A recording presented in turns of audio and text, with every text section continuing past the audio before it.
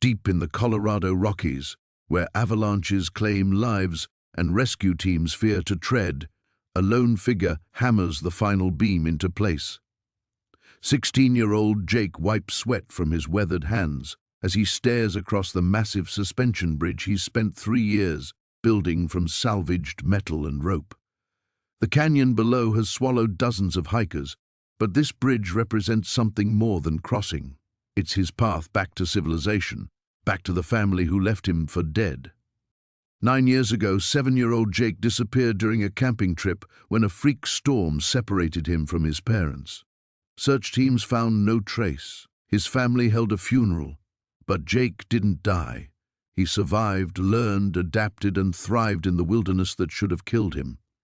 Now, with skills that would humble seasoned mountaineers and a determination forged by years of isolation, he's ready to return to a world that forgot him. The wind cuts through the canyon with a howling fury, but Jake barely notices.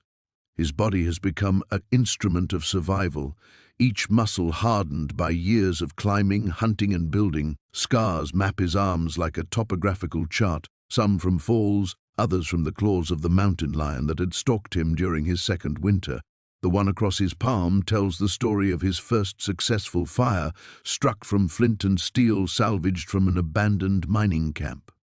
He tests the bridge's tension one final time, his bare feet finding purchase on the rough-hewn planks. The structure groans under his weight but holds firm. 3 winters of gathering materials, 2 summers of construction, and countless hours of calculation based on engineering principles he'd taught himself from waterlogged textbooks found in scattered campsites. The bridge spans nearly 200 feet across Devil's Throat Canyon, a chasm so treacherous that even experienced climbers avoided it. But Jake knew this crossing intimately. He'd mapped every ledge, every handhold, every seasonal change in the rock face. The canyon had been his final barrier, the last obstacle between his mountain sanctuary and the world below. Beyond it lay the network of trails that would eventually lead to the ranger station, then to roads, then to the civilization he dimly remembered. A hawk circles overhead, its cry echoing off the granite walls. Jake recognizes the bird. He'd named her Sentinel during her 3rd year of hunting these heights. She'd been his companion through the long winters, along with a small pack of wolves that had accepted him after he'd saved their alpha from a rock slide. The animals had taught him lessons no human ever could: patience, instinct, the delicate balance between predator and prey.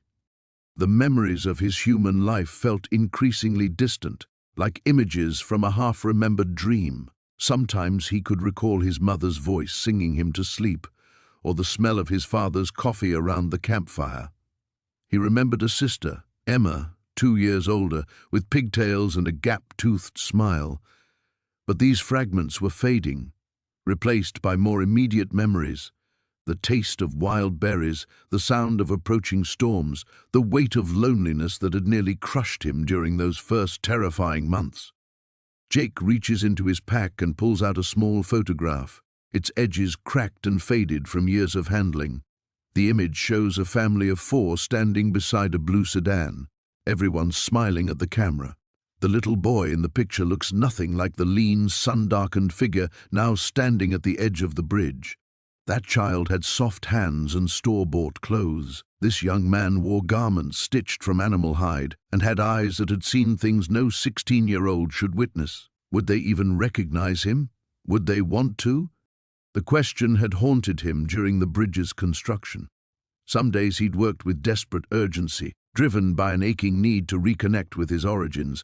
Other days he'd barely managed a few hammer strikes, paralyzed by the fear that his family had moved on, had healed, had perhaps even been happier without him. But the bridge was finished now, and there could be no more delays.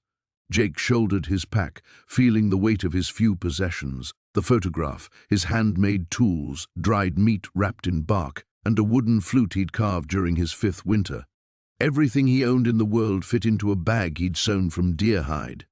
He takes his first step onto the bridge, feeling it sway gently in the mountain wind. Below, the canyon yawns like an open grave, its bottom lost in shadows. One misstep would mean death, a fact that would have terrified the 7-year-old who'd once been afraid of sleeping without a nightlight. But fear had become just another tool in his survival kit, useful when it kept him alert, ignored when it threatened to paralyze. Step by step, Jake crosses the chasm he'd spent 3 years conquering. With each footfall, he moves closer to answers, to confrontation, to a reckoning 9 years in the making. The bridge holds, his engineering sound despite its crude materials. Halfway across, Jake pauses and looks back at the wilderness that had raised him. Then he turns toward the unknown future and continues walking. The emergency dispatch crackled through Ranger Station 7 at 6:42 a.m., jolting Sarah Chen from her morning coffee. She'd been studying topographical maps, planning maintenance routes for the summer season, when the call came in from a helicopter pilot reporting an impossible structure spanning Devil's Throat Canyon. 20 minutes later, Sarah stood at the canyon's edge, her breath forming small clouds in the crisp mountain air. She'd worked these mountains for 8 years, knew every trail and landmark within a 100-mile radius, but what stretched before her defied everything she understood about this wilderness. A suspension bridge, hand-built, elegant in its simplicity, yet engineered with a precision that seemed to mock the jagged chaos of the canyon below. The main cables were woven from what appeared to be salvaged materials, strips of bark, vines, and something that glinted like metal wire. The deck planks looked hand-hewn, fitted together with joints so precise they could have been cut by machine. "Jesus," muttered Tom Rodriguez, the senior ranger who'd arrived minutes after Sarah. "Who the hell built this thing?" Sarah pulled out her binoculars, scanning the bridge's construction. The towers on either side were anchored deep into solid rock, utilizing natural formations with an understanding of engineering that belonged in a textbook, not in the middle of nowhere. Whoever did this knows what they're doing. Look at the cable tensioning, the load distribution. This isn't some amateur job. The bridge stretched nearly 300 feet across the canyon, suspended 40 feet above the churning whitewater that had claimed 6 lives in the past decade. Devil's Throat Canyon was a death trap, too wide to cross, too dangerous to descend, a natural barrier that even experienced climbers avoided. Movement caught Sarah's eye. A figure emerged from the tree line on the far side of the canyon, moving with fluid confidence across the bridge. Even through binoculars, she could tell it was a young person, maybe a teenager, carrying what looked like a handmade pack. "Tom, radio base, we need backup out here." The figure stopped midway across the bridge, seeming to sense their presence. For a moment, Sarah thought she saw him looking directly at them, though the distance made it impossible to be certain. Then he continued across with unhurried steps, his bare feet silent on the wooden planks. "Hey!" Tom shouted across the canyon. "Hey, kid!" The young man, Sarah could see now that's what he was, paused at the near side of the bridge. He stood motionless for several seconds, then melted into the forest with a silence that seemed unnatural. "Did you see how fast he moved?" Sarah was already shouldering her pack. "Tom, radio in our position. I'm going after him." "Sarah, wait. We don't know who this kid is or what we're dealing with here." But Sarah was already moving, following game trails with the practiced ease of someone who'd spent years in these mountains. The tracks she found puzzled her. Bare feet, perfectly placed, leaving minimal sign despite the rocky terrain. Whoever this was moved like someone born to the wilderness. She followed the sparse trail for 20 minutes before losing it entirely near a cluster of granite boulders. Standing there, frustrated, she called out, "I'm not here to hurt you. I'm a park ranger. I just want to talk." The forest remained silent, except for the distant whisper of wind through pine needles. Sarah was about to turn back when she noticed something odd about one of the boulders. What she'd taken for natural shadow was actually an opening, camouflaged so perfectly it was nearly invisible. A shelter, built into the rock formation with the same precision as the bridge. "Hello?" She approached slowly, hands visible. "Anyone there?" No response. But as she drew closer, she could see evidence of habitation. Smoke stains on the rock above, worn paths in the earth, small caches of what looked like preserved food tucked into crevices. Someone had been living here, and not recently. This site showed years of careful use. Her radio crackled. "Sarah, what's your status?" "I found something, Tom. A shelter. Looks like it's been used for a long time." She keyed the radio again. "Have you ever heard of anyone going missing out here? Someone who might have learned to survive long-term?" A pause. There was that family camping incident years back, the Morrison case. They lost a kid somewhere in this area, but that was almost 10 years ago. Kid would be long dead. Sarah stared at the carefully constructed shelter, thinking about the bridge, about the young man who'd moved through the forest like a ghost. "Tom, I need you to pull the Morrison file. All of it." "Sarah, you're not thinking—" "I need that file, Tom, and I need it today." As she spoke, she had the distinct feeling she was being watched. She turned slowly, scanning the tree line, but saw nothing except shadow and pine. Somewhere in the distance, a raven called once and fell silent. The news van's satellite dish gleamed against the morning sky as Sarah Chen adjusted her microphone for the third time. Behind her, the impossible bridge stretched across Devil's Throat Canyon like a monument to human ingenuity or madness. She'd covered earthquake disasters and political scandals, but nothing had prepared her for this story. "We're live in 5, her cameraman called out, adjusting his lens to capture both Sarah and the bridge in frame. 50 yards away, Jake sat cross-legged on a boulder, watching the growing circus with wary eyes. Since dawn, the media presence had tripled. Local news had given way to national networks, and she could see reporters from at least 3 major stations setting up their equipment along the canyon rim. Dr. Marcus Webb emerged from his rental car, his engineering textbooks and measuring equipment clutched against his chest. The University of Colorado professor had driven through the night after seeing the footage, convinced it had to be some elaborate hoax. Now, standing before the structure, his skepticism wavered. The bridge defied everything he understood about amateur construction. The main cables, woven from what appeared to be salvaged materials, showed a sophisticated understanding of load distribution. The tower foundations were anchored deep into the rock face, with a precision that would challenge professional crews. "Excuse me," Webb approached Jake cautiously, the way one might approach a wild animal. "I'm Dr. Webb. I study how bridges are built." Jake's green eyes fixed on him with an intensity that made Webb uncomfortable. There was something ancient in that gaze, as if the boy had seen things that aged him beyond his 16 years. "Your bridge," Webb continued, pulling out a tablet loaded with structural analysis software. "The mathematics involved. Where did you learn about tension coefficients, load-bearing calculations?" "The mountains teach," Jake said simply. "Snow falls heavy on branches. Some break, some bend. Bridge is like strong branch." Webb blinked. The boy spoke as if physics were poetry, reducing complex engineering principles to elementary metaphors. Yet the structure behind him proved those metaphors worked. Sarah Chen finished her live report and immediately approached them. "Jake, I'm Sarah from Channel 7. People want to know your story. Where have you been for 9 years?" "Here," Jake gestured toward the peaks rising around them. "But where exactly? Who took care of you?" Jake's expression hardened. "No one takes. I take care." The sheriff's deputy assigned to watch Jake shifted nervously. His radio crackled with updates from the search team still combing the area for any sign of how the boy had survived. So far they'd found nothing. No permanent shelter, no evidence of outside assistance, no indication that anyone else lived in these mountains. Dr. Webb knelt beside Jake, his academic curiosity overriding his social awkwardness. "This canyon has claimed 12 lives in the past decade. Why build a bridge here?" For the first time, Jake's stoic facade cracked slightly, his jaw tightened and his hands clenched into fists. "People fall, people die.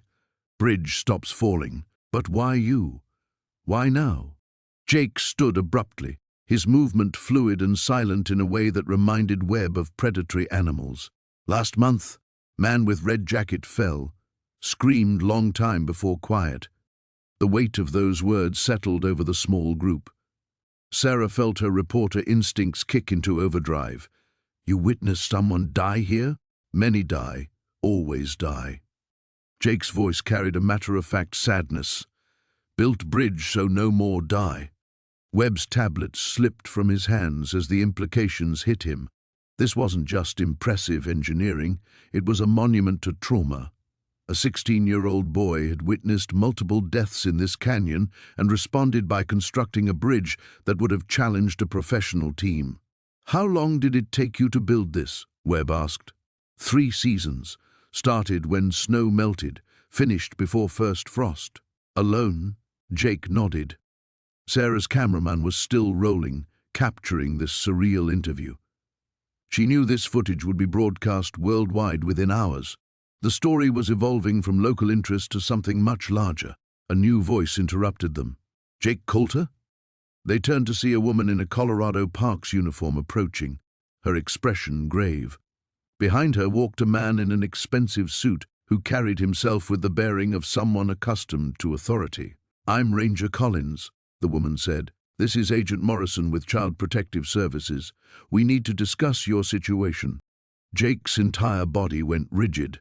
His eyes darted toward the tree line, calculating distances and escape routes with the unconscious precision of someone who'd spent years as prey. You're not in trouble, Morrison said quickly, recognizing the flight response.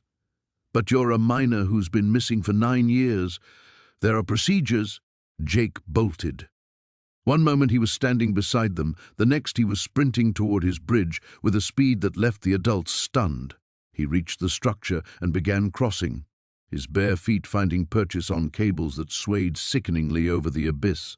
Stop, Morrison shouted. It's not safe. But Jake was already halfway across, moving with the confidence of someone who knew every cable, every joint, every stress point of his creation.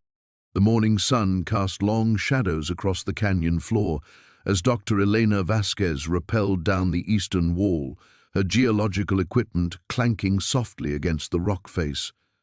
She had been studying this particular section of Devil's Throat for 3 years, documenting the unstable limestone formations that made the canyon so treacherous.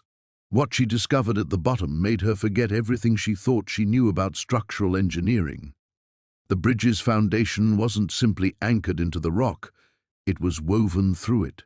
Cables disappeared into deliberately carved channels that followed the natural stress lines of the stone, distributing weight in ways that defied conventional wisdom. Elena ran her hands along the base, feeling how the metal had been shaped to complement the rock's grain rather than fight against it. This isn't possible, she whispered into her radio. The precision required. Someone mapped every stress fracture in this canyon wall. Above, Jake watched from his concealed position among the pine trees. He had been observing the woman for the better part of an hour, noting how she examined his work with the careful attention of someone who understood stone and steel. Unlike the others who had come, the reporters with their cameras and the officials with their measuring tapes, this one seemed to appreciate the conversation between metal and mountain. Elena's assistant, Marcus, was taking photographs from multiple angles when his camera flash reflected off something embedded in the canyon wall. He adjusted his zoom lens and felt his breath catch. Dr. Vasquez, you need to see this. She climbed to his position and followed his pointing finger. Carved into the limestone, barely visible unless you knew exactly where to look, was a series of symbols. Not random scratches, but deliberate marks that seemed to chart the seasonal water flow patterns down the canyon face. How long would it take to observe and map these patterns? Elena asked, though she already suspected the answer would unsettle her. Years, Marcus replied. Maybe decades if you wanted this level of detail. Jake shifted his weight, and a small stone tumbled down the slope. Both scientists froze, then slowly turned their heads upward. Elena raised her binoculars and scanned the tree line methodically, her training kicking in. Movement caught her eye, a flash of tanned skin and dark hair disappearing behind a boulder cluster. We're not alone, she said quietly. Marcus reached for his radio, but Elena placed a restraining hand on his arm. Wait. She cupped her hands around her mouth and called out, We're not here to hurt anything. "We're just trying to understand how this was built." The canyon absorbed her words, returning only the distant cry of a red-tailed hawk. They waited in the growing silence, aware that someone was watching them with the same intensity they had been studying the bridge. Jake remained motionless behind the rocks, calculating distances and escape routes. These people were different from the others. They weren't treating his bridge like a curiosity or a challenge to overcome. The woman's voice carried genuine respect, the kind he remembered from his father when they used to examine animal tracks together during those long-ago camping trips. Elena made a decision that would have horrified the search team still combing the upper elevations. She sat down on a flat rock and unpacked her lunch, spreading it out deliberately. "Marcus, radio base camp. Tell them we're extending our survey until evening." "Are you sure about this? Whoever built this bridge has been surviving out here for a long time. If they meant us harm, we'd already be in trouble." She took a bite of her sandwich and spoke toward the trees. "There's enough food here if you're hungry."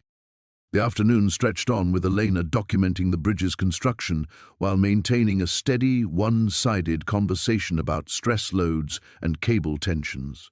She explained her work as if teaching an invisible student, describing how the bridge's design actually strengthened the canyon walls rather than weakening them. As shadows began to lengthen, Jake found himself creeping closer. The woman's words painted pictures of forces he understood instinctively but had never heard named. When she mentioned how the cable's spiral pattern reduced wind stress, he unconsciously nodded. He had felt the bridge singing in strong winds and adjusted the tension accordingly. Elena noticed fresh footprints in a patch of sandy soil, smaller than she expected, with an unusual wear pattern that suggested someone who spent more time barefoot than in shoes. She filed this detail away without commenting, continuing her geological observations while remaining acutely aware that she was participating in a delicate dance of approach and retreat. When the time came to ascend back to the rim, Elena left behind a waterproof bag containing her field notebook, several energy bars, and a hand-drawn map showing safe routes through the unstable sections of the canyon. Inside the notebook's cover, she wrote a simple message: "Your bridge is brilliant. I'd like to understand how you knew where to place the anchors." The next morning, the bag was gone. The satellite photos spread across Dr. Sarah Chen's desk like pieces of an impossible puzzle. She adjusted her glasses and leaned closer, her coffee growing cold as she studied the aerial images for the third time that morning. The National Geographic expedition team had sent these back from their preliminary survey of the Sangre de Cristo Range, and what she was seeing defied everything she knew about wilderness preservation. "This can't be right," she muttered, reaching for her magnifying glass. The bridge stretched across Devil's Throat Canyon like a delicate spiderweb, its cables catching the morning light in the photographs. But it was the mathematical precision of its construction that made her breath catch. The cable tensions, the tower placement, the gentle curve that accounted for wind load. This wasn't the work of weekend hikers or even experienced mountaineers. This was engineering at a level that required years of training. Her phone buzzed. "Dr. Chen, this is Marcus Rodriguez from Channel 7 News. We understand you're leading the team investigating the mysterious bridge discovery. Would you be available for an interview?" Sarah sighed. Word was spreading faster than wildfire. 3 more news vans had arrived at the base camp since yesterday, and helicopter tours were already advertising flights over the canyon. She declined the interview and turned back to her analysis, but the interruption had broken her concentration. Something about this whole situation felt deeply wrong, and it wasn't just the bridge. Meanwhile, 16-year-old Jake crouched behind a cluster of granite boulders, watching the growing circus below through binoculars he'd fashioned from salvaged camera lenses. His jaw clenched as he counted the vehicles, 17 now, plus the helicopters that had been circling since dawn. They were treating his bridge like a tourist attraction, completely missing the point of why he'd built it. The bridge wasn't a monument to human achievement. It was a necessity, born from years of watching wildlife struggle to cross the canyon during migration seasons.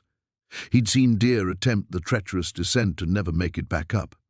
He'd watched bear cubs separated from their mothers by the seemingly impossible gap. The bridge was meant to be invisible, a quiet solution to a problem only he had been patient enough to observe. A helicopter thundered overhead, its downdraft sending dust devils spiraling through the trees. Jake pulled his hood lower and began moving deeper into the forest. He knew these mountains better than anyone. Every game trail, every water source, every cave that could provide shelter, but for the first time in 9 years, he felt hunted. Back at base camp, tensions were rising. Dr. Chen had arrived to find her carefully planned scientific expedition turned into a media circus. Park rangers were struggling to control the crowds, and she'd already received calls from 3 different government agencies wanting to coordinate the investigation. "The structural analysis is preliminary," she explained to the assembled reporters, trying to maintain some semblance of scientific protocol. "But initial calculations suggest the bridge can support significant weight. The materials appear to be a combination of salvaged cables, possibly from old mining operations, and what looks like hand-woven rope made from local plant fibers." Dr. Chen called out a reporter from the Denver Post. "Is it true that the construction methods don't match any known engineering standards?" Sarah hesitated. That was exactly what troubled her most. The bridge incorporated techniques she'd never seen before, innovations that suggested someone had spent years experimenting with materials and methods in complete isolation. "The construction is unique," she admitted. "It shows remarkable adaptation to local conditions and available resources." What she didn't mention was the other evidence they'd found. Footprints along the canyon rim, all from the same person, spanning different seasons based on the sediment analysis, signs of long-term habitation in nearby caves, and most puzzling of all, improvements to the natural environment that spoke of someone who understood the ecosystem with almost supernatural intimacy. Jake watched the press conference through his binoculars, noting how the scientist chose her words carefully. Dr. Chen, according to the name placard in front of her microphone. She seemed different from the others, more interested in understanding than exploiting. But even she was part of the invasion that threatened to destroy everything he'd spent years building. As afternoon shadows lengthened, Jake made his decision. He couldn't protect his territory from a distance anymore. These people weren't going to leave on their own, and every day they remained brought more attention, more disruption to the delicate balance he'd worked so hard to maintain. If Dr. Chen wanted to understand the bridge, maybe it was time she learned about its builder. He began moving down the mountainside, following paths invisible to anyone else. By nightfall, he would be close enough to their camp to hear their conversations, to assess whether any of them could be trusted with the truth. But first, he needed to visit the bridge one more time to see what damage their presence had already caused to his life's work. The morning sun cast long shadows across the canyon as Dr. Sarah Chen rappelled down the cliff face, her equipment pack weighing heavy against her back. 3 days had passed since the initial discovery of the bridge, and the media circus above had only grown larger. News vans lined the mountain road, satellite dishes pointed skyward like mechanical flowers seeking light. But down here, suspended between earth and sky, silence reigned. Sarah's boots touched the rocky outcropping where they'd established base camp. The bridge stretched before her, impossible and beautiful, its cables singing softly in the mountain wind. Each day brought new revelations about its construction that defied explanation. The anchor points were masterworks of engineering, utilizing natural rock formations in ways that shouldn't have been possible for someone without advanced training. "Any sign of him today?" called Marcus Rodriguez from his position near the north anchor point. The structural engineer had been documenting every bolt, every joint, every seemingly impossible connection. "Nothing," Sarah replied, though she'd felt watched all morning. It was a sensation that had grown stronger each day, the feeling of eyes observing from the shadows of pine and stone. "But he's out there." She approached the bridge's entrance, running her fingers along the hand-woven rope railings.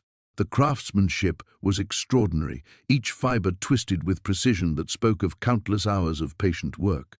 But it was the small details that haunted her. The way certain knots matched techniques used in search and rescue operations, methods that Jake's father had been trained in during his time with mountain rescue. A sound echoed from across the canyon, barely audible above the wind. Sarah froze, straining to listen. It came again, 3 sharp whistles, followed by 2 short ones. Her heart hammered as recognition dawned. It was a signal pattern used by hikers to indicate distress, but reversed. Instead of calling for help, it was offering it. "Marcus," she called softly. "Did you hear that?" He nodded, his face pale. "Someone's watching us." Sarah made a decision that would have horrified the safety coordinators above. She stepped onto the bridge, her hands gripping the rope railings as the structure swayed gently beneath her feet. The engineering was flawless. She could feel the bridge's strength in every cable, every connection. This wasn't the work of a desperate survivor. This was art. Halfway across, she stopped and cupped her hands around her mouth. "Jake?" The name echoed off the canyon walls, multiplying into a dozen questions. "Jake, if you're out there, I'm Sarah. I'm here to help." The response came not as sound, but as movement.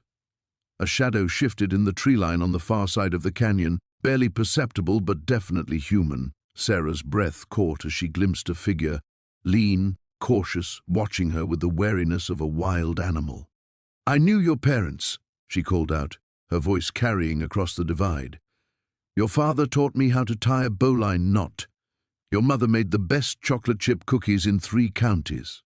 The shadow grew still, and Sarah sensed the weight of attention focused on her with laser intensity. She continued, choosing each word carefully. "They never stopped looking for you. Even when everyone else gave up, they kept searching.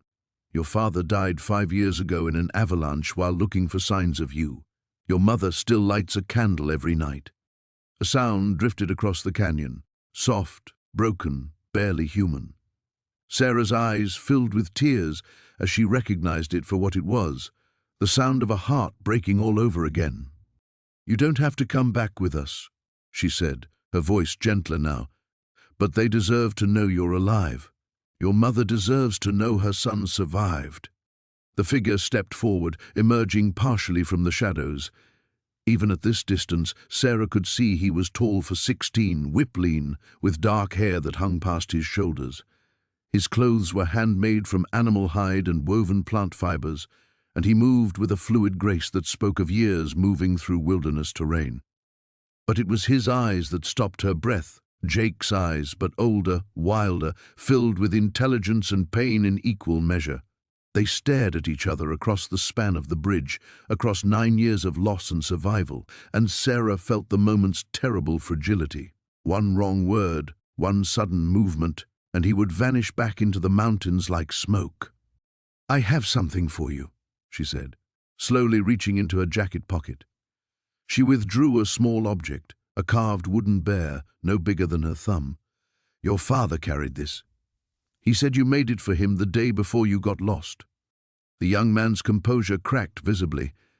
His hand moved to his chest, pressing against something hidden beneath his primitive shirt.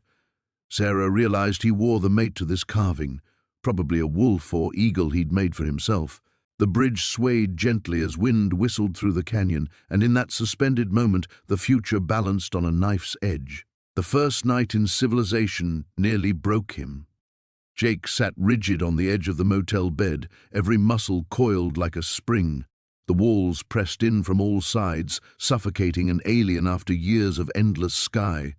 The fluorescent lights buzzed with an electric hum that set his teeth on edge, nothing like the gentle whisper of wind through pine boughs. Even worse was the smell, chemical cleaners, synthetic fabrics, and the lingering ghost of 100 strangers who had slept in this same bed. Dr. Chen had insisted on staying in the adjacent room, connected by a door she'd left deliberately ajar. She meant well, but her presence only amplified his awareness of being trapped in this concrete box. Through the thin walls, he could hear her making phone calls, her voice a constant murmur, punctuated by long silences. "Yes, I understand the urgency," she was saying. but pushing him too hard, too fast, could cause serious psychological damage. We need to proceed carefully. Jake pressed his palms against his temples. The voices beyond the walls seemed to multiply. Televisions chattering in other rooms, cars rumbling past on the highway, the ice machine clanking somewhere down the hall. In the mountains, silence had been his companion. Here, noise attacked from every direction. He stood abruptly and moved to the window, pulling back the heavy curtain. The parking lot stretched before him, a sea of asphalt under harsh sodium lights. Beyond it, he could see the dark silhouette of the mountains, his mountains, rising against the star-scattered sky. They looked impossibly distant now, like something from a half-remembered dream. His reflection stared back from the glass, a stranger wearing clean clothes and a haunted expression. Dr. Chen had bought him jeans and a t-shirt at a gas station, insisting he couldn't wear his hand-sewn leather garments to meet with officials in the morning. The cotton felt wrong against his skin, too smooth and lifeless. A soft knock interrupted his thoughts. "Jake, may I come in?" Dr. Chen appeared in the doorway, carrying 2 steaming cups. She'd changed out of her hiking clothes into something more professional, slacks and a button-down shirt that made her look older, more authoritative. "I brought hot chocolate," she said, offering him one of the cups. "Thought you might be having trouble adjusting." He accepted the drink, but didn't taste it, too focused on the unfamiliar sensation of processed sugar and artificial vanilla coating his tongue. Everything here was a pale imitation of what he knew, this synthetic sweetness versus the clean taste of pine needle tea, these harsh lights versus the warm flicker of firelight. "The people I've been talking to," Dr. Chen said carefully, settling into the room's single chair, "they're very interested in your story. There are going to be a lot of questions tomorrow." "What kind of questions?" "About how you survived. About the bridge. About—" She paused, choosing her words. "About what happened the night your family left you behind." Jake's grip tightened on the cup. He'd known this moment would come, but the reality of it still hit like a physical blow. "I told you what I remember." "I know. But there will be others who want to hear it directly. Child services, possibly law enforcement, maybe even reporters if word gets out." She leaned forward, her expression earnest. "Jake, what you accomplished out there, surviving on your own for 9 years, building that bridge, it's extraordinary. But it's also going to attract attention you might not want." Through the thin walls, a television laugh track erupted, followed by applause. Jake flinched at the artificial sound. "I can see you're struggling with all this," Dr. Chen continued. "The transition from wilderness isolation to modern society. It's not something anyone should have to face alone. I'd like to help if you'll let me." "Why?" The question came out sharper than he intended. "You don't know me. Why do you care what happens to some wild boy from the mountains?" Dr. Chen was quiet for a long moment, staring into her cup. "Because I've spent my career studying how people adapt to extreme environments. I've seen what isolation can do to the human mind, how it can break people down. But you—" She looked up, meeting his eyes. "You didn't just survive, Jake. You thrived. You created something beautiful and impossible. That's not the work of a broken mind." Outside, a semi-truck rumbled past, its headlights sweeping across the ceiling. Jake watched the light travel across the acoustic tiles, counting the holes in each square panel. Anything to distract from the weight of her words. "There's something else," Dr. Chen said softly. "I've been in contact with the authorities about your case. Your parents, they're still alive, Jake, both of them. They've been living in Denver this whole time." The cup slipped from his nerveless fingers, hot chocolate spreading across the industrial carpet in a dark stain. 9 years of questions crystallized into a single terrible truth. They had never come back for him. The morning sun cast long shadows across the canyon as Sarah Chen secured her rappelling gear one final time. The engineering team had been studying Jake's bridge for 3 days now, and what they'd discovered defied every principle of conventional construction. The boy, if that's what he still was after 9 years alone, had used a combination of salvaged steel cables, twisted pine fibers, and an intricate system of counterweights that should have collapsed under its own tension. Instead, it held firm against 100-mile-per-hour winds. "The load distribution is impossible," muttered Dr. Rodriguez, adjusting his tablet as another gust threatened to knock him sideways. "These anchor points shouldn't support 1/10 of the bridge's weight, yet our stress tests show it could handle a freight train." Sarah rappelled down to examine the eastern foundation, where Jake's engineering became even more bewildering. The anchor system disappeared deep into the rock face, following natural fissures that had been reinforced with what looked like a metallic compound she couldn't identify. Her geological survey equipment detected trace elements that shouldn't exist at this altitude, rare earth metals typically found only in deep ocean trenches. 300 feet below, the Colorado River raged through Devil's Canyon, its roar masking the sound of approaching helicopters until they were directly overhead. Sarah looked up to see unmarked aircraft circling the bridge site, their occupants photographing every angle of Jake's impossible creation. The boy himself remained an enigma. He spoke in measured sentences, revealing nothing about his survival techniques or the source of his materials. When questioned about the bridge's construction timeline, he simply said it took several seasons. The medical team estimated it would have required at least 5 years of continuous work, meaning he'd begun the project when he was barely 11 years old. "He's not telling us everything," Agent Martinez observed, watching Jake through binoculars from the western rim. The teenager sat motionless on a rocky outcrop, his homemade clothes blending perfectly with the granite backdrop. "Look at his posture, his breathing. This isn't a traumatized survivor, this is someone comfortable with surveillance."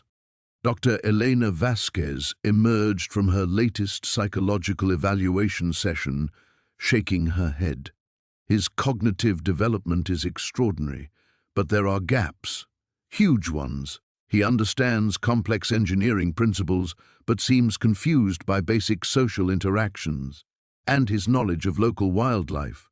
She paused, consulting her notes. "He described migration patterns and behavioral adaptations I've never encountered in published literature." The mystery deepened when the metallurgy reports arrived via satellite phone.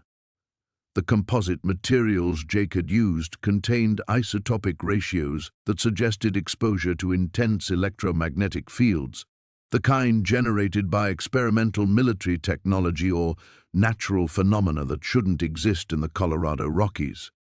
"We need to expand the search grid," Sarah announced during the evening briefing. "Whatever Jake's been using for raw materials, it's not coming from standard mining operations or abandoned infrastructure.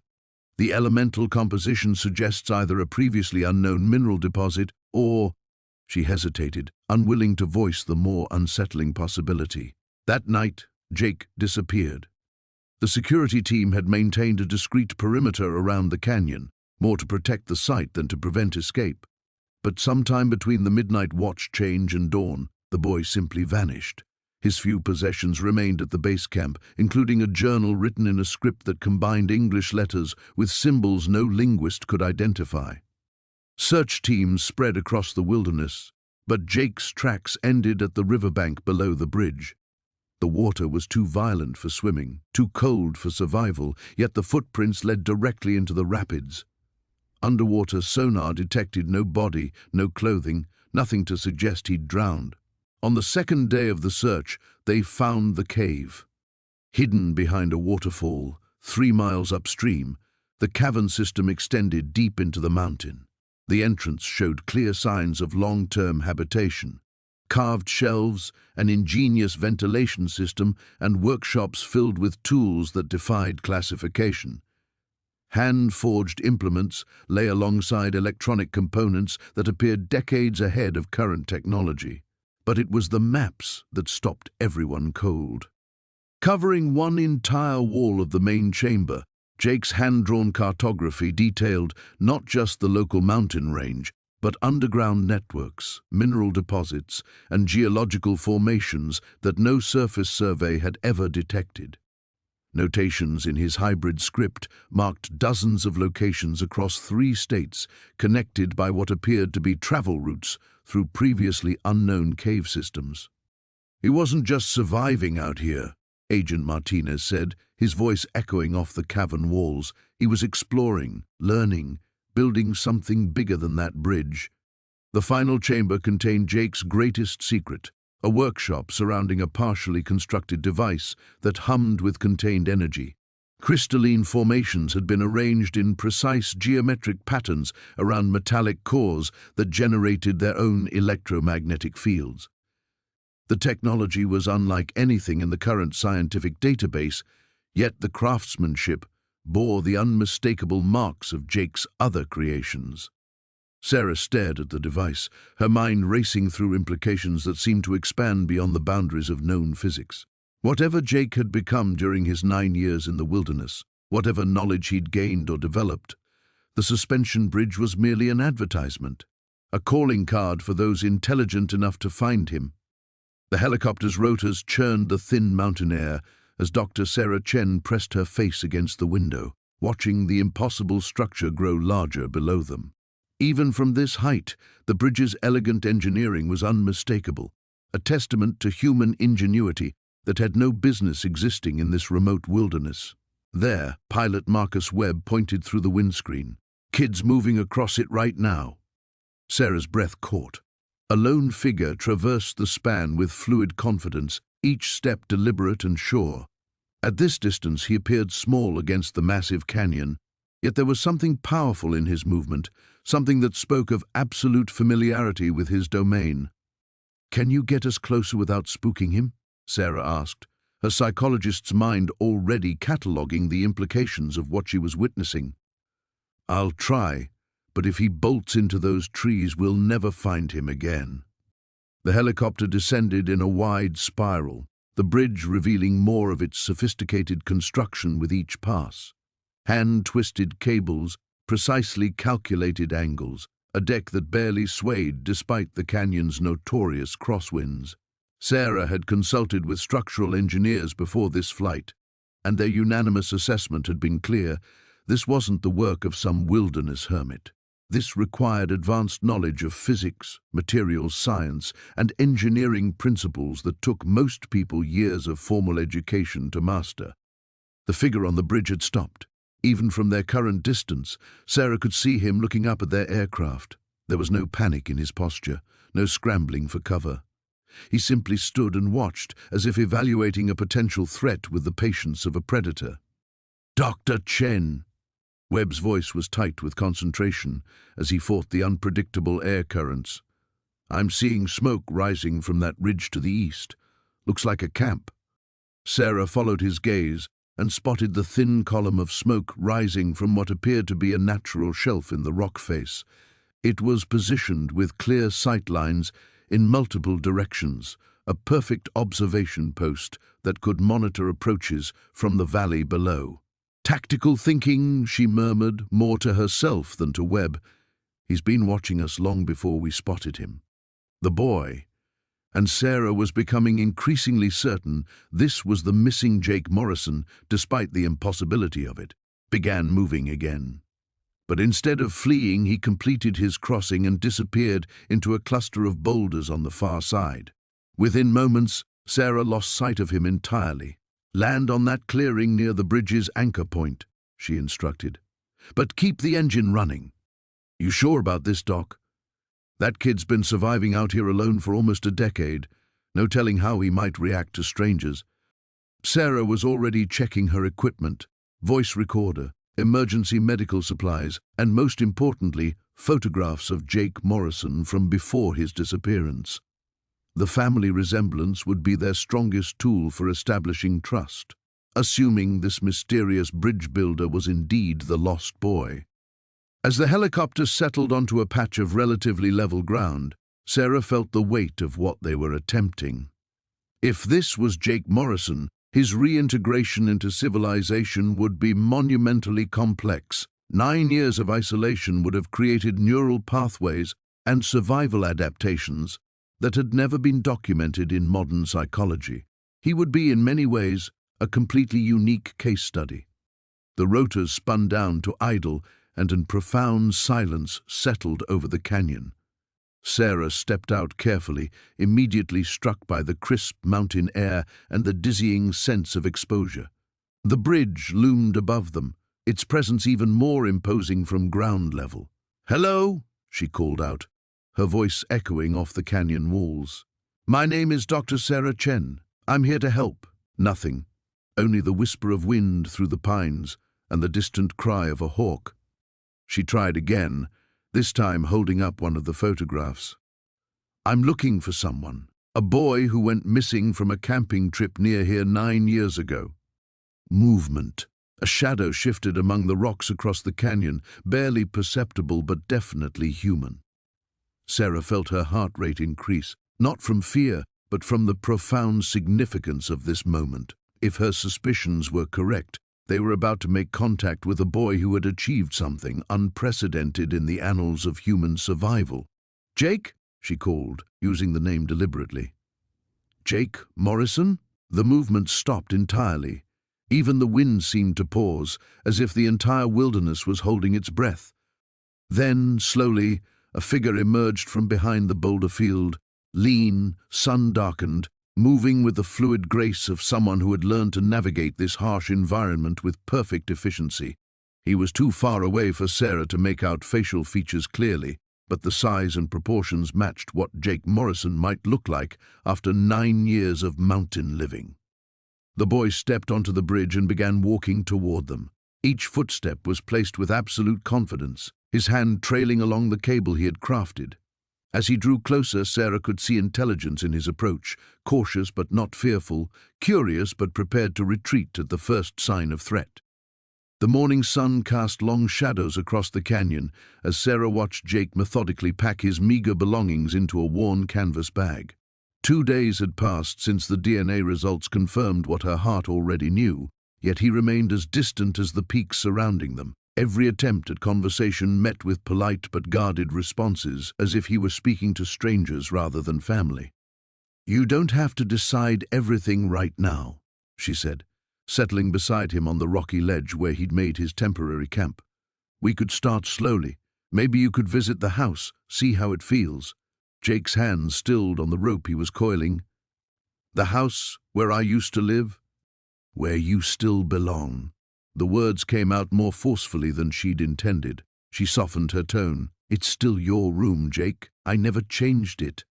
Something flickered across his features, surprise perhaps, or pain. He resumed his packing with increased focus. "I appreciate what you're trying to do, but this is my home now." Sarah gestured toward the harsh landscape surrounding them, the sheer drop into the canyon just yards away. "This isn't a home, Jake. It's survival. There's a difference?" His question carried no sarcasm, only genuine confusion that made her chest tighten. Before she could respond, the sound of voices echoed from the direction of the bridge. Jake's posture immediately shifted, his body tensing like a wild animal sensing danger. Through the trees they could see a group of people crossing his bridge, not the careful, reverent crossing of the engineers and reporters who'd come before, but the casual stride of tourists. Who authorized this? Jake's voice carried an edge Sarah had never heard before. Dr. Chen appeared at the tree line, slightly out of breath and clearly agitated. "Jake, we need to talk. The state has classified your bridge as a public structure. They're saying since it crosses state land, it falls under public access laws." Jake stood slowly, his movements controlled but radiating tension. "Get them off." "It's not that simple. There are liability issues, safety concerns. They want to install official safety railings, proper anchoring systems. They're talking about bringing in a construction crew next week." No, the single word carried absolute finality. Dr. Chen spread his hands helplessly. "The engineering is sound, but from a legal standpoint, I said no." Jake's voice dropped to barely above a whisper, but something in it made both adults step back. That bridge wasn't built for tourists taking selfies. It serves a purpose. "What purpose?" Sarah asked. "Jake, help us understand." For a moment she thought he might actually explain. his eyes fixed on the bridge, where a family was now posing for photos, children laughing as they pretended to be scared of the height. Then his expression closed off completely. "They need to leave, all of them. Son, be reasonable," Dr. Chen began. "I'm not your son." Jake shouldered his pack and started toward the bridge with purposeful strides. Sarah hurried after him, alarm growing as she recognized something dangerous in his posture. "Jake, wait! What are you doing?" He didn't answer, but when they reached the bridge, he called out to the tourists in a voice that carried clearly across the span. "This is private property. You need to leave immediately." A middle-aged man in expensive hiking gear laughed. "Come on, kid. It's public land. We have as much right to be here as you do." Jake reached for one of the ropes anchoring the bridge to their side of the canyon. "Jake, no!" Sarah grabbed his arm, but he shook her off with surprising strength. "Last warning," he called to the group. "You can't be serious," the man called back, but something in Jake's stance must have penetrated his bravado. The family began moving more quickly toward the far side. Dr. Chen was on his radio, frantically calling for backup, while Sarah watched in growing horror as Jake's hands worked at the rope system. She realized he wasn't bluffing. He was prepared to collapse the bridge with people still on it if necessary. "They're almost across," she said urgently. "Please, Jake, don't do something you can't take back." The last tourist stepped off the bridge just as Jake loosened a crucial knot. The entire structure sagged dramatically but held. He looked across at the group of shaken tourists and called out, "The bridge is closed. Tell whoever sent you that if they want to cross the canyon, they can find another way." Sarah stared at the boy she'd raised, searching for any trace of the gentle child who used to build elaborate cities with his blocks, who cried when they had to throw away a broken toy. This stranger wore Jake's face but possessed a coldness that chilled her to the bone. "Who are you?" she whispered.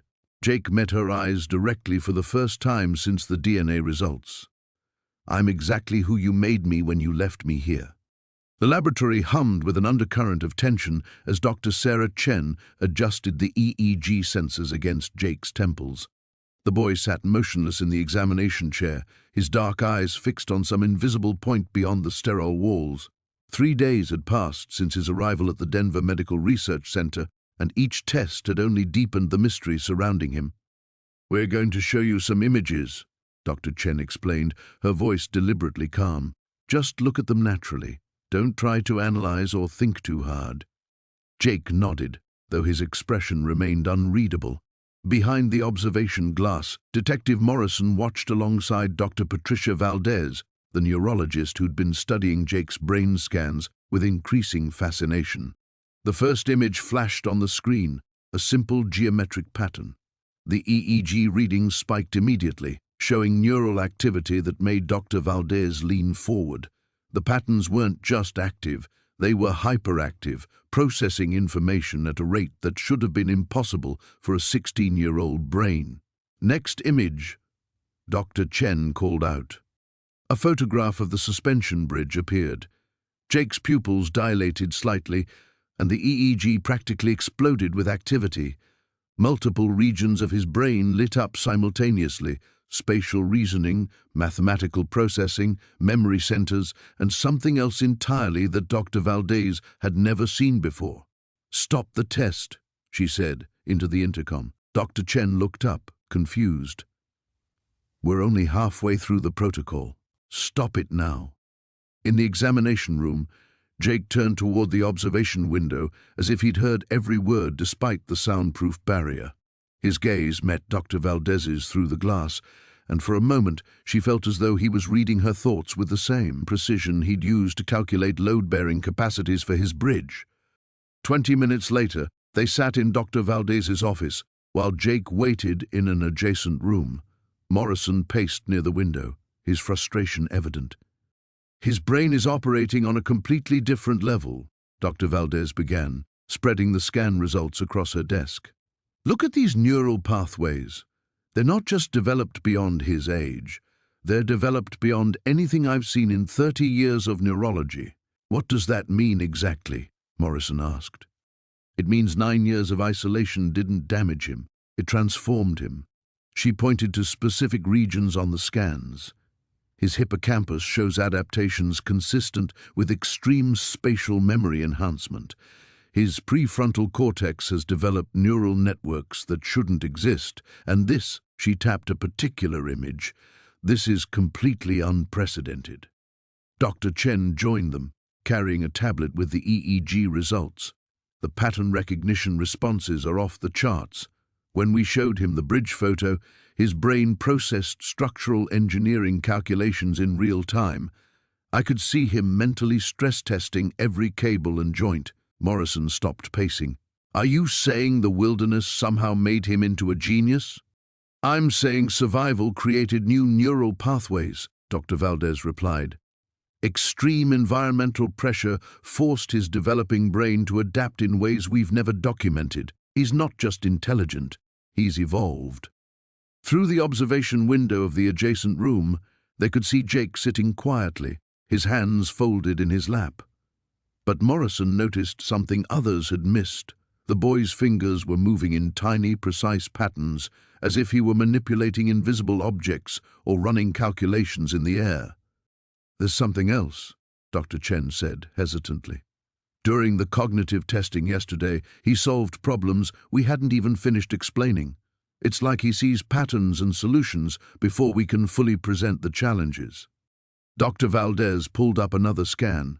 His brain shows signs of enhanced connectivity between regions that typically operate independently. Mathematical reasoning merged with emotional processing. Spatial awareness integrated with long-term memory. He's not just thinking differently. He's thinking with his entire brain simultaneously. Morrison felt a chill run down his spine. What are you saying? That he's not human anymore? He's absolutely human, Dr. Valdez corrected. But he's human evolved.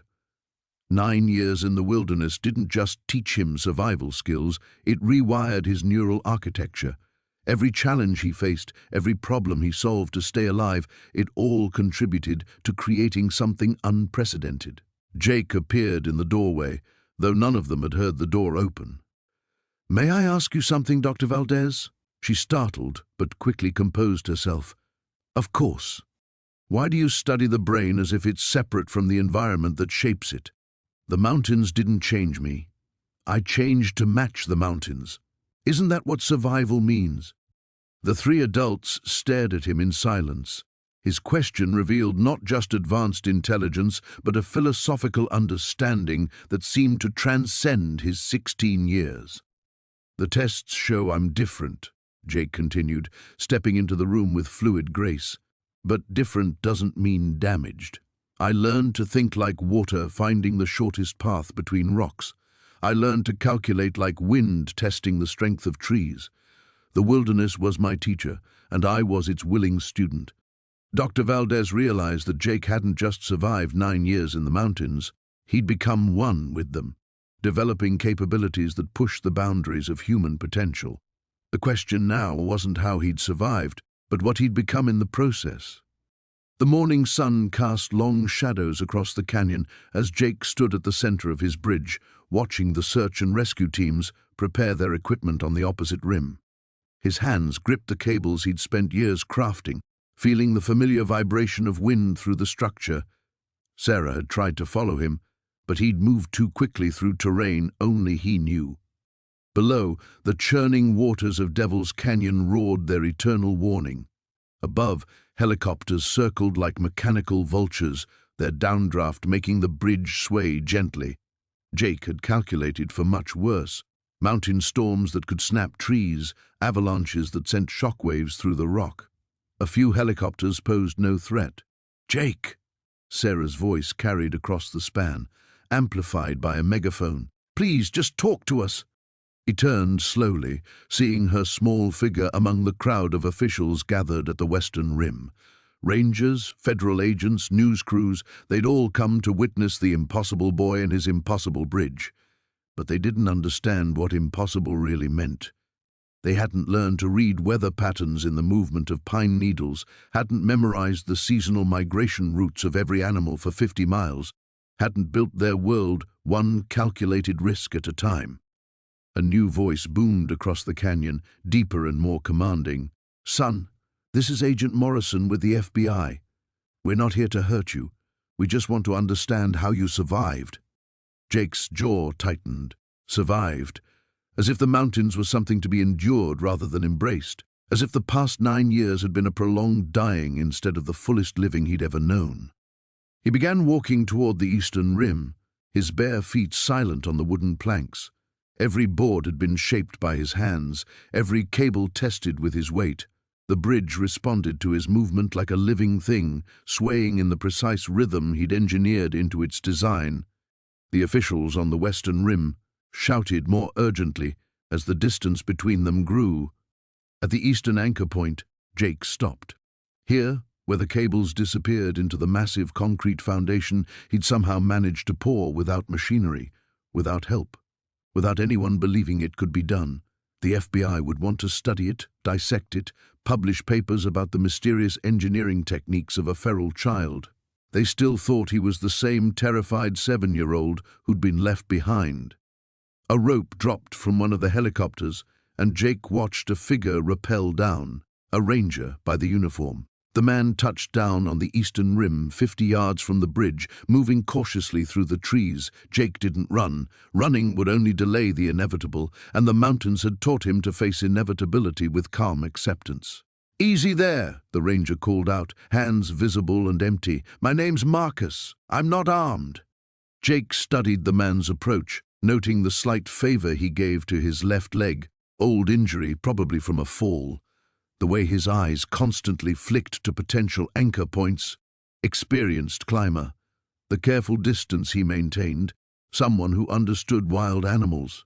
"Impressive bridge," Marcus said, stopping 20 feet away. "Mind if I ask how you managed the concrete work?" The question surprised Jake, not the usual demands about his parents, his survival, his years in the wilderness. Just professional curiosity about the engineering challenge. "Salvaged materials," Jake said quietly, the first words he'd spoken since Sarah found him. His voice carried an odd accent now, shaped by years of talking more to ravens and wind than to humans. "Hikers leave things behind. Climbers abandon gear. The mountains provide if you know how to ask." Marcus nodded slowly. "That foundation had to be 40 cubic yards. Minimum. That's a lot of salvage." 3 years of collecting," Jake replied. 2 summers of mixing by hand, 1 autumn to pour before the freeze. The honesty seemed to surprise the ranger. Behind them, more ropes dropped from helicopters, more boots hit the ground. The peaceful conversation wouldn't last long. "They're going to want to take you out of here," Marcus said gently. "Back to civilization. Social services, probably." Jake's hands tightened on the bridge cable. Civilization. The word felt foreign on his tongue, like a language he'd once known but forgotten.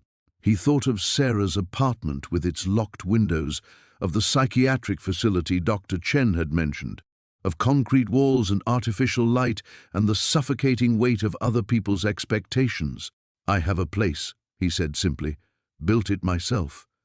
"I believe you," Marcus replied. "But they won't understand that. To them, a 16-year-old living alone in the wilderness is a problem that needs solving." The other agents were moving through the trees now, forming a loose perimeter. Standard containment protocol for an unpredictable subject.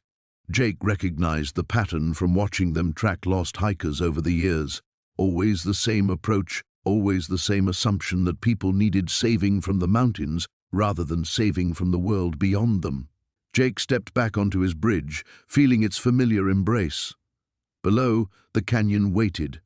Above, the mountains watched. The time for hiding was over.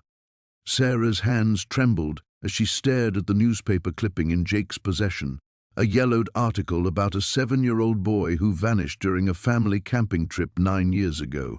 The photograph showed a gap-toothed child with familiar dark eyes, clutching a stuffed bear beside a blue tent. "This is you," she whispered, her voice barely audible over the crackling campfire.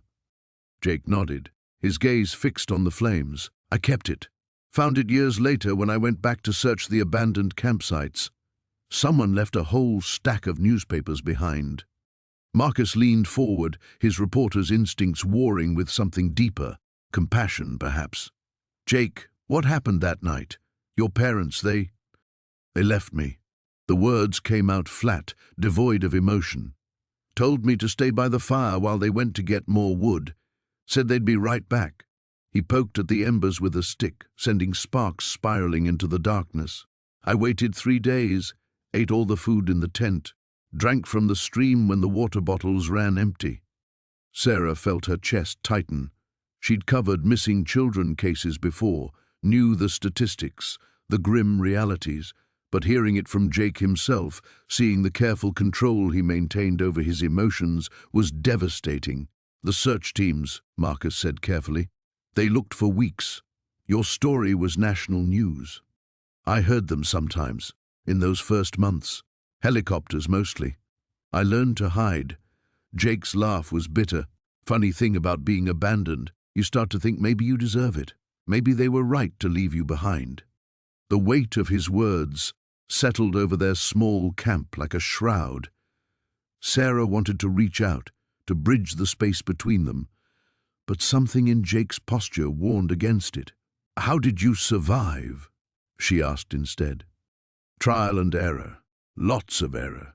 He rolled up his sleeves, revealing a constellation of scars across his forearms, learned which plants were safe, which animals to avoid, found caves that stayed warm in winter. "The first year nearly killed me a dozen times over." Marcus was taking notes, but Sarah could see his hands shaking slightly. This wasn't just a story anymore, it was a child's nightmare made real. "The bridge," Sarah said. "When did you start building it?" Jake's expression shifted, becoming almost reverent. "Year 3. I'd been watching the canyon, seeing how the wind moved through it, how the rock formations could support weight. Started small, just rope and wood planks I scavenged from old campsites and hiking trails."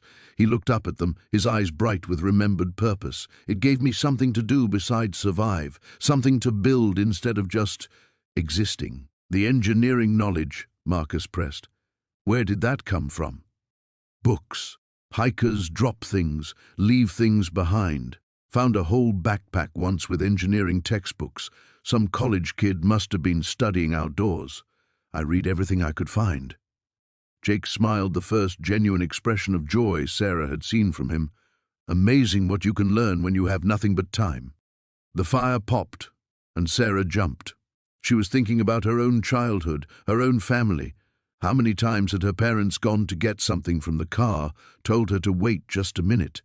The trust children placed in adults was absolute, sacred. The betrayal of that trust was unthinkable. "Your parents," she said quietly. "Do you know why they—" "Does it matter?" Jake cut her off. "I used to imagine reasons. They got lost, attacked by bears, fell into a ravine. Or maybe they just decided one kid was easier than 2. My brother was younger, needed more care." His voice remained steady, but Sarah caught the slight tremor in his hands. "I stopped wondering eventually, started focusing on what I could control." Marcus set down his pen. "Jake, you know this isn't your fault, right? What they did. It was wrong. Criminal." Jake studied him for a long moment. "You think I don't know that? You think I haven't spent 9 years working through every angle, every possibility?" He stood abruptly, pacing to the edge of their firelight. "I built that bridge because I wanted to prove something, to myself maybe, that I was worth something, that the kid they left behind could create something beautiful, something lasting." Sarah stood too, her heart aching. "You did prove it. Jake, what you built, it's incredible. You're incredible." He turned back to them, and in the flickering light she could see the 7-year-old boy he'd once been, still there beneath the hardened survivor he'd become. "The bridge isn't finished," he said quietly. "I've got more work to do. The question is, are you going to let me finish it, or are you going to drag me back to a world that never wanted me in the first place?" The silence that followed was profound, broken only by the whisper of wind through the pines and the distant sound of water rushing far below. The helicopter's rotors sliced through the thin mountain air as Jake pressed his face against the window, watching his bridge grow smaller below. For 9 years, That canyon had been his world's boundary, the line between his territory and theirs. Now he was crossing into something far more foreign than any wilderness. "First time in a chopper?" the pilot called back, noting Jake's white-knuckled grip on the seat. Jake nodded, not trusting his voice. The mechanical vibrations felt alien after years of reading the mountain's natural rhythms. Below, the forest stretched endlessly, and he could pick out game trails, water sources, and shelter locations with the same ease most people read street signs. Up here, suspended between earth and sky, he felt disconnected from everything that made sense. Sarah Chen sat across from him, occasionally speaking into her radio about media containment and facility preparation. Jake caught fragments: secure location, medical evaluation, minimal exposure, words that made his chest tighten. They were talking about him like he was a problem to be managed. The helicopter banked sharply, and Jake's stomach lurched. Through the window, he glimpsed something that made his breath catch, a sprawling valley dotted with geometric shapes that resolved into buildings, roads, parking lots. The city looked like a concrete disease spreading across the landscape, consuming everything natural in its path. "That's where we're headed," Sarah said, following his gaze. "Denver. There's a private facility where you can rest and get checked out by doctors. I don't need doctors." Jake's first words since takeoff came out rougher than intended. "Maybe not, but they need to see you. You've been missing for 9 years, Jake. People are going to have questions." The questions had already started. During the brief stop to refuel, Jake had noticed the photographer with the long lens. The news van parked just outside the landing zone's perimeter. Sarah's team had formed a human shield, but Jake felt the hungry attention like a physical weight. As they descended toward the city, the noise grew overwhelming. Not just the helicopter, but a constant mechanical hum that seemed to rise from the urban sprawl itself. Cars moved like ants along grey ribbons of highway. Buildings climbed toward the sky in defiance of every natural law Jake understood about shelter and safety. "How do people live like this?" he whispered. Sarah's expression softened. "It's different from what you're used to. But it's not all bad. There are good people here, Jake. People who want to help." The helicopter settled onto the roof of a glass building, and Jake's ears popped from the pressure change. Through the landing zone's chain-link fence, he could see more photographers, news crews, even curious bystanders pressed against the barriers. Flashes sparked like lightning as the rotors wound down. "Ready?" Sarah asked. But Jake was already shaking his head. "There are too many of them." "I know. We're going to move fast, okay? Just stay close to me." The security team emerged first, forming a corridor toward a rooftop access door. Jake stepped out of the helicopter on unsteady legs, and immediately the shouting began. "Jake! Jake Morrison! Look this way! How did you survive out there? Where have you been living?" The voices crashed over him like an avalanche. Camera flashes exploded in his peripheral vision, and suddenly Jake was 7 years old again, small and terrified and running blind through the trees. His breathing became shallow, rapid. The concrete beneath his feet felt wrong, too hard, too permanent, too far from earth. Sarah's hand found his shoulder. "Almost there. You're doing great." But Jake wasn't doing great. His vision tunneled, and for a terrifying moment, he couldn't tell direction. In the wilderness, he always knew which way was home, which way led to water, which way meant safety. Here, surrounded by steel and glass and screaming strangers, his internal compass spun wildly. They reached the building's interior, and the heavy door cut off most of the noise. Jake found himself in a sterile corridor lit by harsh fluorescent bulbs. The air smelled of cleaning chemicals and recycled atmosphere. His heightened senses, so crucial for survival in the mountains, became a liability here. Every sound echoed strangely. Every surface reflected artificial light. "The elevators are just ahead," Sarah said gently. "Then we'll get you somewhere quiet." Jake stopped walking. "How far down?" "Excuse me?" "The room where you're taking me. How far underground?" Sarah hesitated. It's on the 3rd floor, underground." "But Jake, it's perfectly safe. There are windows and... Jake backed toward the door they'd just entered. Through its window, he could see the chaos of media attention, but beyond that lay open sky and distant mountains. I can't go underground. I won't. Jake, please, just for tonight. You need rest and medical attention and... I said no. His shout echoed down the corridor, and for a moment everyone froze. In that silence, Jake heard something that made his decision final, the building's ventilation system circulating stale air through metal ducts. The sound of a place completely severed from the natural world. He turned back toward the door, toward the mountains he could barely see on the horizon. I'm going home. The helicopter blades whipped snow into swirling vortexes as Marcus pressed his face against the window, scanning the tree line below. 3 days had passed since Jake vanished from the research station, and the search teams had found nothing but his discarded tracking device buried under a pile of rocks. A clear message that he didn't want to be followed. There!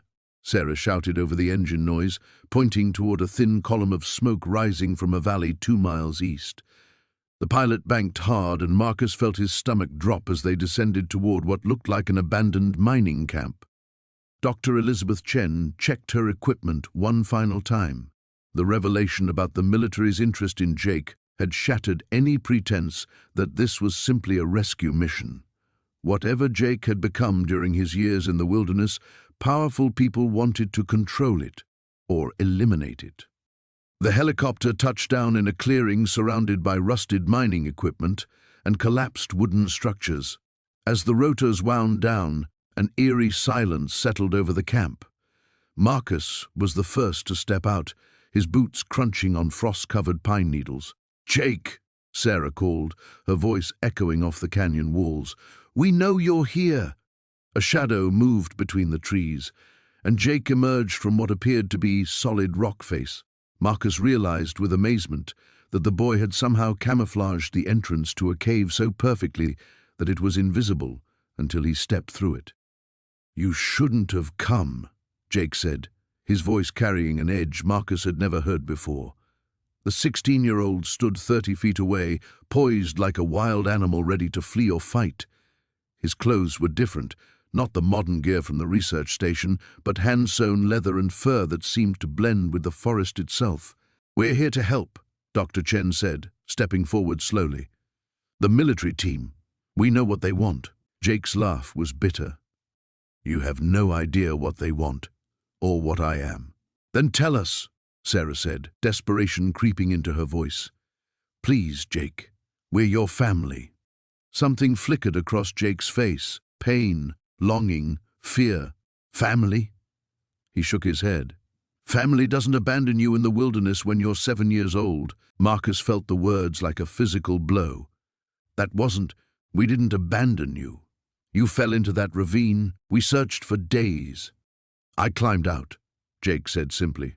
3 days later, I followed the creek back to where we'd camped, but you were gone. Everyone was gone." The silence stretched between them, heavy with years of misunderstanding and grief. Marcus tried to speak but found no words for the magnitude of their failure. "The animals found me first," Jake continued, his voice distant. "A pack of wolves. I should have died, but something happened. Something changed." He held up his hand, and Marcus saw thin scars running along the palm in intricate patterns. "They're not just scars, they're connections." Dr. Chen pulled out a tablet, her scientific curiosity overriding caution. "Jake, the electromagnetic readings we detected, they're coming from you, aren't they?" Jake nodded slowly.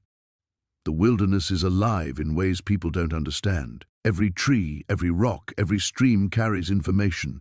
The indigenous peoples knew this once, before they were forced to forget." He touched one of the scars on his palm. "I learned to listen, to connect, to become part of the network." "That's how you built the bridge," Marcus breathed. "You weren't just using engineering, you were working with the mountain itself." "The stone wanted to span the canyon," Jake said. "I just showed it how." A distant rumble made them all look up. 3 black helicopters appeared over the ridgeline, moving fast and low. Jake's posture shifted instantly, becoming predatory. "They found us," Sarah whispered.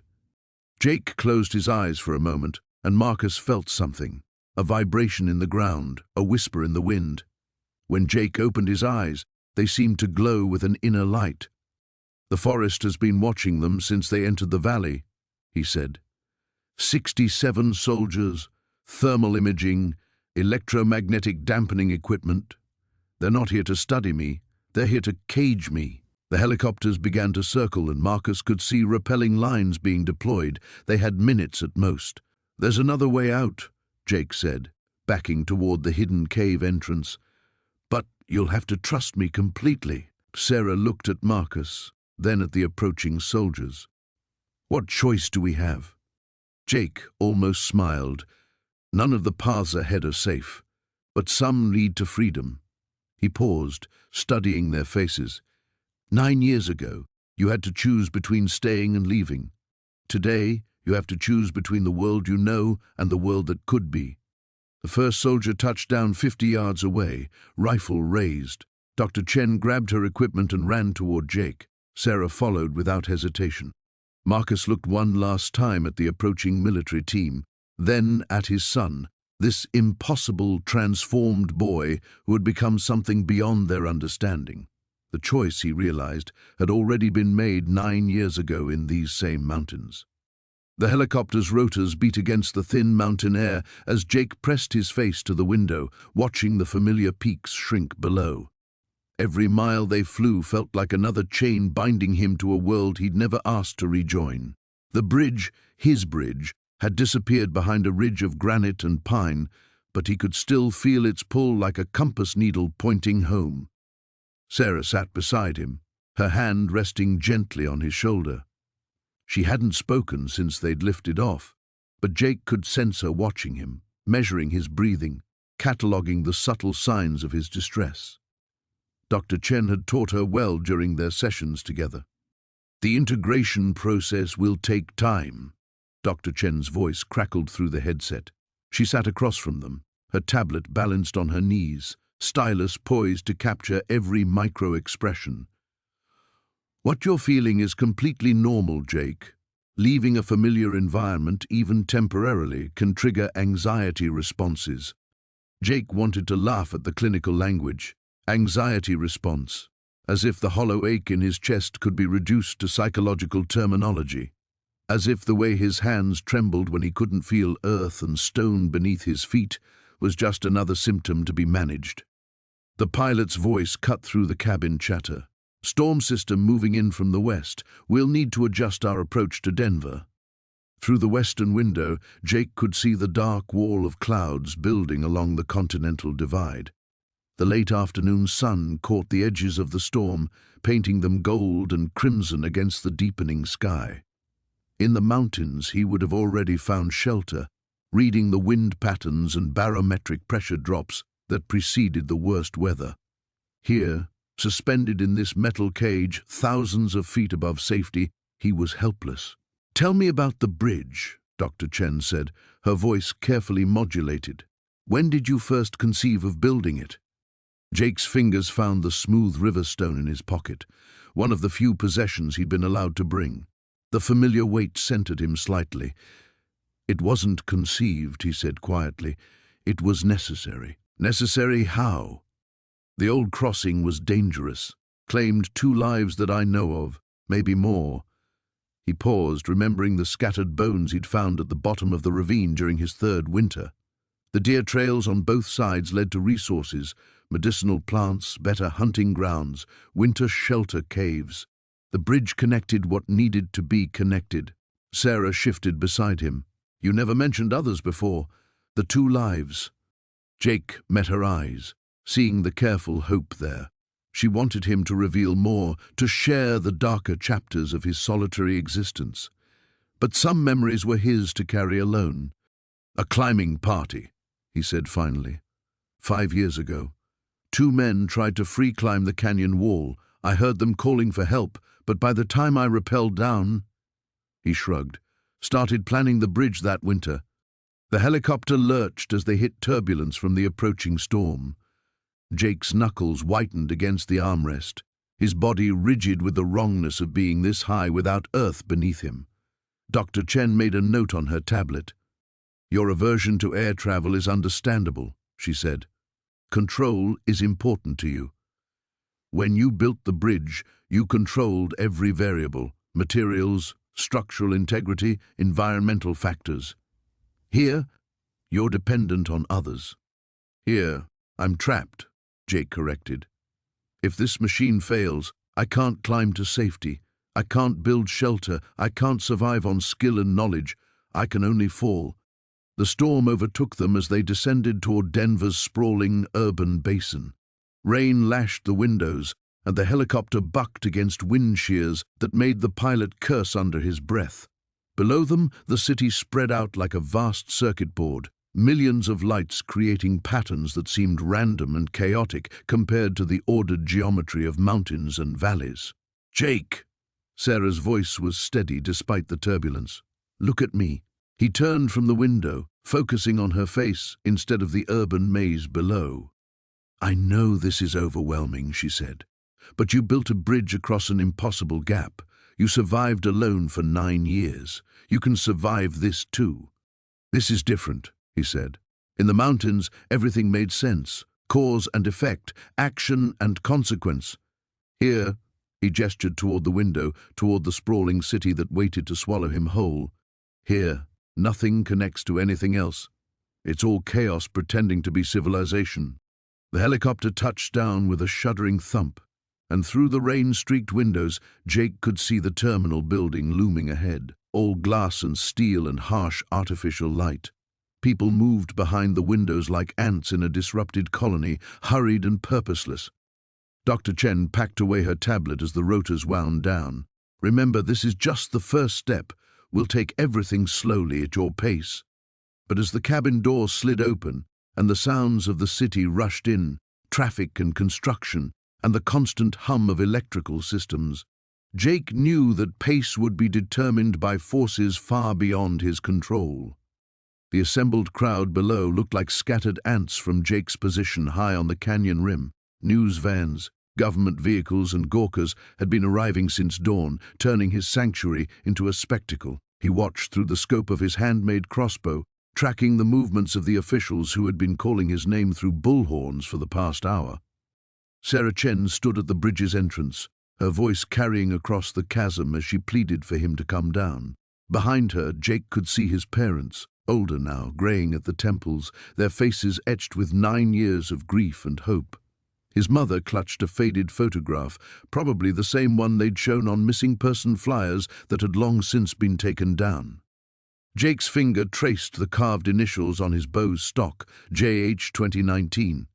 He'd made it during his 3rd winter, when the loneliness had nearly driven him to walk into a blizzard and never return. The weapon had saved his life countless times since, but now it felt like a relic from someone else's existence. "Jake," Sarah's voice echoed again. "We just want to talk. No one's going to force you to do anything." He almost laughed at that. The cluster of black SUVs and the men in tactical gear suggested otherwise. Through his scope, he'd identified at least 6 federal agents positioned around the canyon's perimeter. They thought they were being subtle. A memory surfaced unbidden. His 7th birthday, 3 months before that disastrous camping trip. His father had given him a chemistry set, and they'd spent the afternoon making volcano eruptions in the backyard. His mother had worried about the mess, but his father had winked and said, "Sometimes the best discoveries come from breaking a few rules." Jake had broken more than a few rules since then. He'd broken every assumption about what was possible for a human being to endure, to build, to become. The wind shifted, carrying the scent of car exhaust and unfamiliar people up from the canyon floor. It made his skin crawl. For 9 years, the only scents here had been pine, stone, and the metallic tang of mountain air. Now his sanctuary reeked of civilization. A new figure emerged from one of the SUVs, a woman in an expensive suit who moved with predatory confidence. Even at this distance, Jake could tell she was different from the others. While Sarah and the local officials gestured toward the bridge with wonder and concern, this woman studied it with calculating eyes. She spoke briefly into a satellite phone, her gaze never leaving the suspension cables. Jake's enhanced hearing caught fragments of conversations below. Words like asset, debriefing, and national security drifted up on the wind. His jaw clenched. They weren't here to reunite a family. They were here to collect something they thought belonged to them. He thought of Marcus, his old ranger friend who died 3 winters ago. Marcus had taught him that sometimes the bravest thing wasn't fighting, it was knowing when to disappear entirely. Mountains don't argue with fools, Marcus had wheezed during his final days. They just outlast them. But Jake was tired of running, tired of hiding. The bridge had been his declaration to the world that he existed, that he'd not only survived but thrived. Now he had to decide what that declaration actually meant. Sarah was climbing onto the bridge now, her movements careful but determined.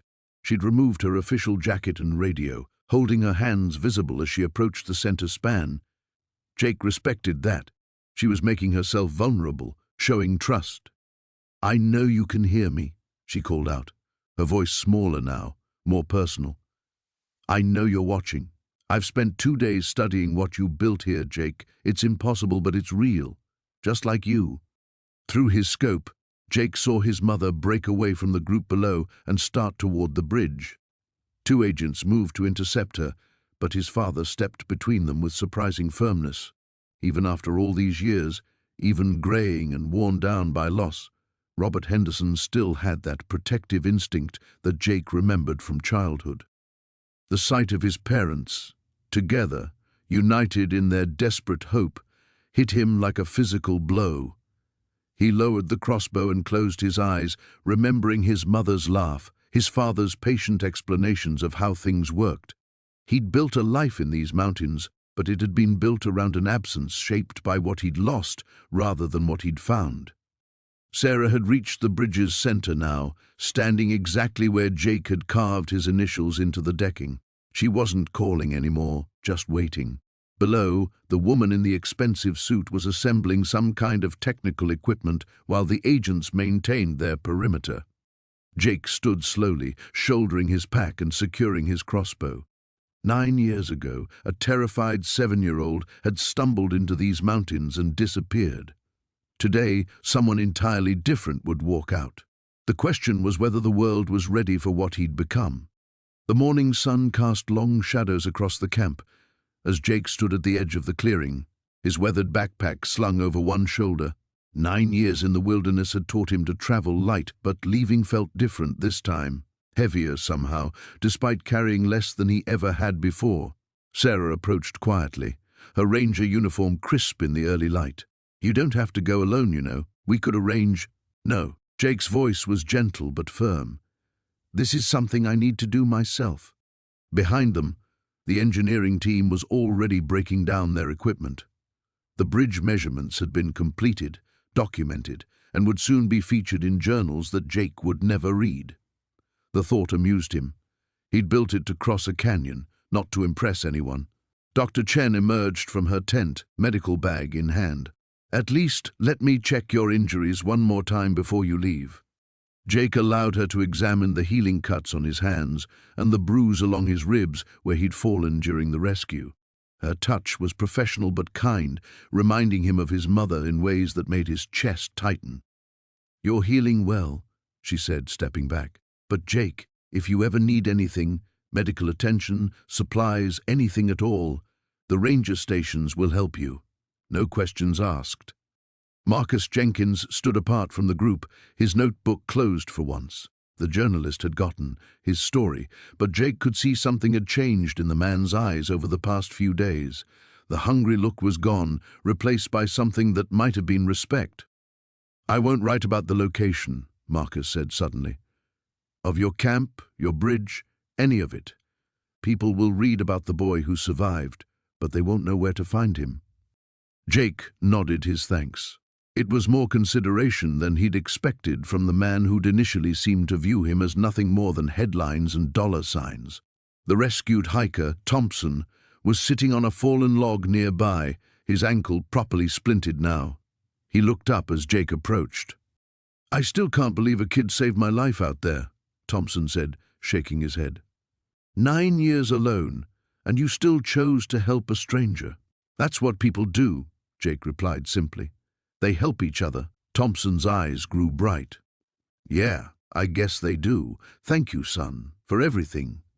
Sarah cleared her throat, drawing Jake's attention back to her. We've been talking, and we want you to have this. She held out a small, solar-powered radio. It's got a long range, and the emergency frequency is already programmed in. If you ever need us, just press this button. Jake hesitated, then accepted the device. It felt foreign in his hands, too smooth, too manufactured compared to everything he'd built himself. But the gesture behind it warmed him. And this, Dr. Chen added, producing a compact medical kit.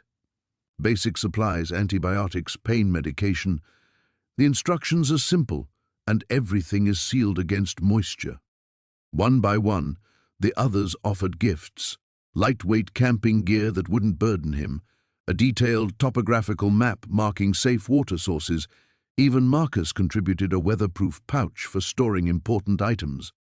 Jake felt something unfamiliar building in his chest, gratitude mixed with a strange sadness. These people, virtual strangers a week ago, had somehow become important to him.